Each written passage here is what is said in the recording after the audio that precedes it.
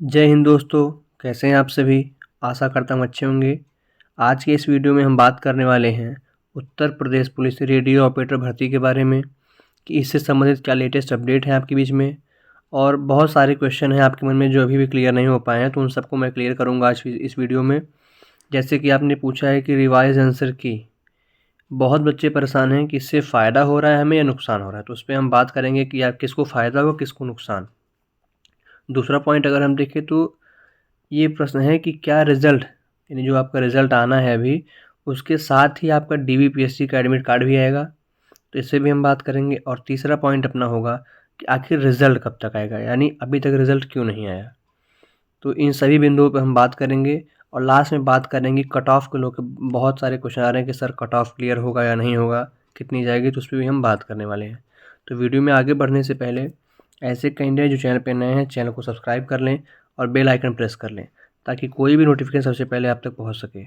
और जो भी कैंडिडेट अभी टेलीग्राम ग्रुप से नहीं जुड़े हैं, तो आपको डिस्क्रिप्शन बॉक्स में मेरा टेलीग्राम का लिंक दिया हुआ है, वहाँ सब बच्चे जुड़े हुए हैं। तो आप लोग भी जो भी नहीं जुड़े हैं वहाँ पे आके आप जुड़ सकते हैं। जो भी आपके क्वेश्चंस हो, जो भी क्वेरी हो, आप वहाँ आके क्लियर कर सकते हैं। चलिए वीडियो को स्टार्ट करते हैं। देखिए, आप सभी को पता है कि रिवाइज आंसर की तो आ चुकी है अपनी। इससे ये तो है कि हाँ, भर्ती जो है ठीक ठाक चल रही है, मतलब अब कि मतलब कंप्लीट हो जाएगी। तो अगर हम बात करें कि रिवाइज आंसर की से फ़ायदा हो रहा है या नुकसान, तो सबसे पहले समझना ये आपको है कि बहुत बच्चे तो ये नहीं क्लियर कर पा रहे हैं कि रिवाइज आंसर की को देखना कैसे है। ठीक, कैसे देखना है हमें। तो सबसे पहले उनका डाउट क्लियर करता हूँ मैं कि जितने भी प्रश्न पहले आपके सही थे, सबसे पहला आपको क्या समझना है कि कैंसल प्रश्न। ठीक, कितने प्रश्न आपके कैंसिल हुए हैं।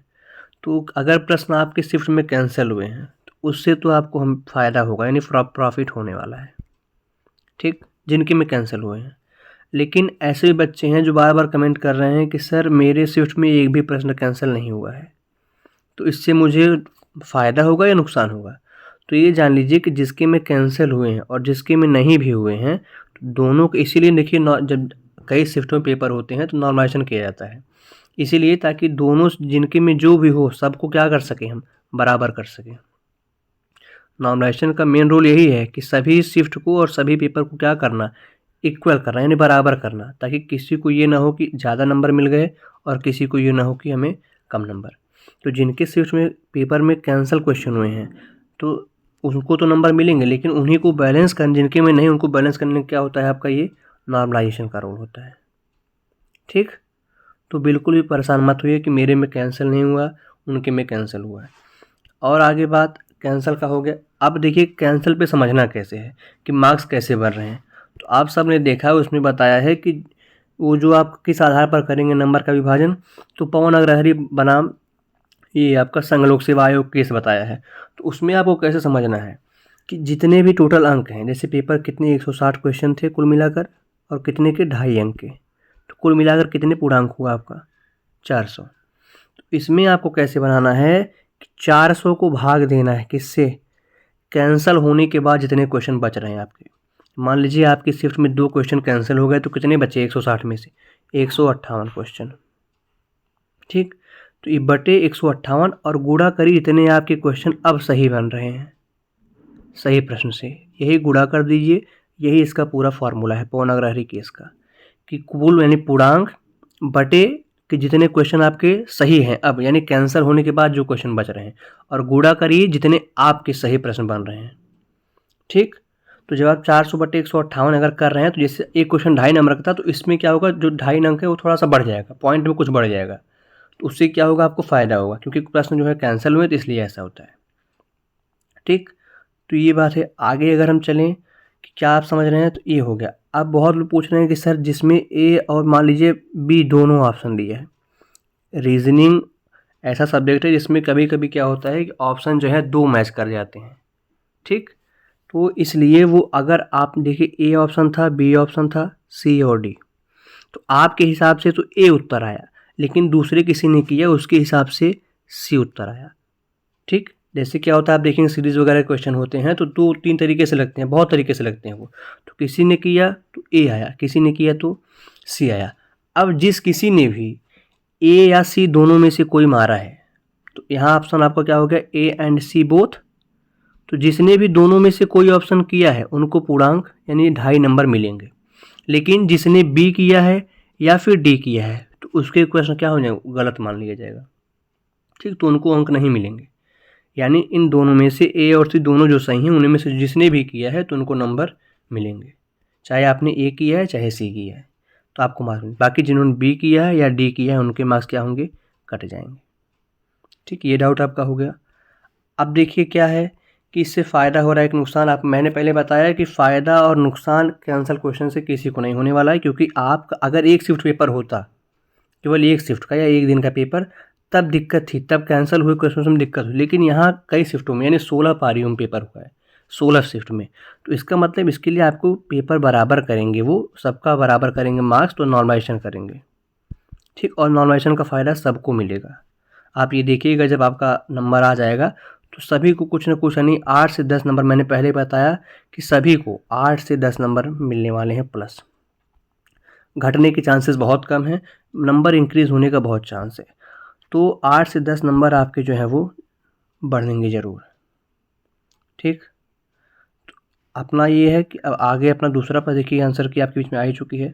अब मैं आपका एक मेन बात क्लियर करता हूँ कि क्या, आप पहले देख लीजिए, ये देखिए, ये आपके बीच में जो है ये उत्तर प्रदेश एसआई के बारे में है, जो आपकी भर्ती आई थी कितना, 2021 में 9534। ठीक, 2021 यूपी एसआई की भर्ती है ये, कुछ ना 9534 पदों वाली। तो बहुत बच्चे ये कह रहे हैं कि क्या सर रिज़ल्ट के साथ ही एडमिट कार्ड आएगा या रिज़ल्ट क्यों नहीं आ रहा है। तो इसमें देखिए जब आपका रिवाइज आंसर की आई थी इस भर्ती में, तो आप देख सकते हैं यहाँ पे कि जब रिवाइज आंसर की आई, ये देखिए आपकी रिवाइज आंसर की आई थी कितनी, 14 तारीख को, ये देखिए यहाँ दिख रहा है। ठीक, तो उसी दिन ऐसा होता है, बहुत बार हुआ है ऐसा कि जिस दिन रिवाइज आंसर किया है उसी दिन आपका रिजल्ट भी आता है। तो देखिए इसमें अब मैं आपको इसलिए दिखा रहा था ताकि आपको ये ना लगे कि बस ऐसे ही बात कर रहा हूँ, जो है प्रूफ के साथ। तो इसमें इसी ही दिन यानी 14 तारीख को ही आपका क्या आ गया था, रिजल्ट भी आ गया था। ठीक, इसमें उसी ही दिन आपका रिजल्ट भी आ गया था जिस दिन आपकी क्या आई थी, रिवाइज आंसर की आई। तो ऐसा बहुत बार हुआ है, लेकिन कुछ बार ऐसा भी हुआ है कि रिवाइज आंसर की थोड़ी लेट आई है, 1 हफ्ते 10 दिन के बाद आई है। सॉरी, रिज़ल्ट आपका जो है रिवाइज आंसर की के कुछ दिन बाद आया है आपका रिज़ल्ट। ठीक, तो बहुत परेशान नहीं होना है। अब लेकिन कुछ ऐसी बातें सुनने को मिल रही है और जानकारी जहाँ तक मिली है कि आपने देखा है कि रिज़ल्ट में देरी क्यों हो रहा है, तो आप ये समझिए कि आपने देखा है कि बहुत सारे ऐसे, अगले पेज पे चलते हैं, बहुत सारे ऐसे बच्चे हैं जिन्होंने असिस्टेंट ऑपरेटर का ही फॉर्म डाला है, हेड ऑपरेटर का भी डाला है और वर्कशॉप का भी। ठीक, तो सुनने में आ रहा है कि भर्ती बोर्ड जो है एक भी भर्ती खाली ना जाए या उनको दिक्कत ना हो, इसके लिए वो कुछ प्लान कर रहा है कि पोस्ट प्रेफरेंस भराने का आपसे। ठीक, जिन्होंने सभी में फॉर्म भरा है तो उनके लिए तो ठीक है, लेकिन जो केवल एक में मान लीजिए असिस्टेंट में है या हेड में है तो उनके लिए तो दिक्कत है कि जो ये फॉर्म भरे हैं, ये भी भरे हैं, ये भी भरे हैं, वो तो तीनों में अपना फिजिकल देंगे, तीनों में मेडिकल देंगे, तो लास्ट में उनकी वजह से सीट क्या हो जाएगी, खाली रह जाएगी। इसलिए भर्ती बोर्ड ऐसा सोच रहा है शायद कि पोस्ट प्रेफरेंस भराई जाए, और अगर वो करते हैं ऐसा तब तो बहुत ही बढ़िया बात है कि पोस्ट प्रेफरेंस जो है भरानी चाहिए। ठीक, बहुत ज़रूरी है ये, क्योंकि नहीं तो बहुत सीट वैकेंट रह जाएंगी और इससे बच्चों की दिक्कत भी होगी। कई होंगे, क्योंकि जो बच्चे हेड ऑपरेटर में अच्छा स्कोर किए हैं वो असिस्टेंट में भी किए होंगे, वर्कशॉप में भी किए होंगे। ठीक, तो इसलिए ये बहुत ज़रूरी है कि पोस्ट प्रेफरेंस भराया जाए, और ऐसा सुनने में आ रहा है कि इसी वजह से रिजल्ट में थोड़ा सा डिले है। बाकी रिजल्ट को लेकर बिल्कुल आप परेशान मत होइए। ठीक, ये अपना अगर करते भी हैं ऐसा कुछ तो ऐसा प्लानिंग इनका चलता रहेगा। बाकी रिजल्ट आप ये मान के चलिए कि इस हफ्ते में हो सकता है, मतलब 99% चांसेस हैं कि डिक्लेयर हो जाए। ठीक, क्योंकि बहुत बार ऐसा हुआ है कि रिज़ल्ट आपको लाना है, और जैसा आपने सबने सुना है कि आपका फिज़िकल भी कराया जाना है 15 जुलाई के बाद।